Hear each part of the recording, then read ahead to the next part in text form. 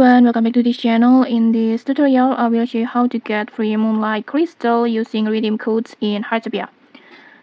So Moonlight Crystal are super useful because you can use them to pull on the current gacha banners, such as this new lemon cost banner. Like this, you need the Moonlight Crystal to draw on this banner.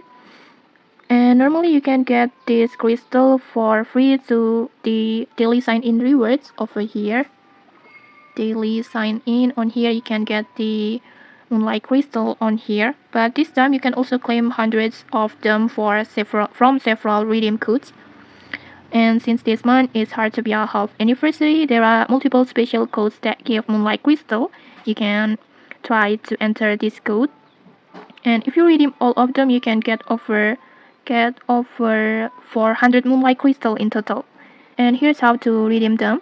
Just open settings, this one, and then just tap on redeem code, and then in here you just to enter the redeem code that you have. This time I want to try enter this code, since this is the only code I haven't claimed yet. Together like this, and then just tap on redeem, and then the reward will be sent to your in-game mailbox. So just check your mailbox. And okay, in here I got 40 Moonlight Crystal. I think it's so good.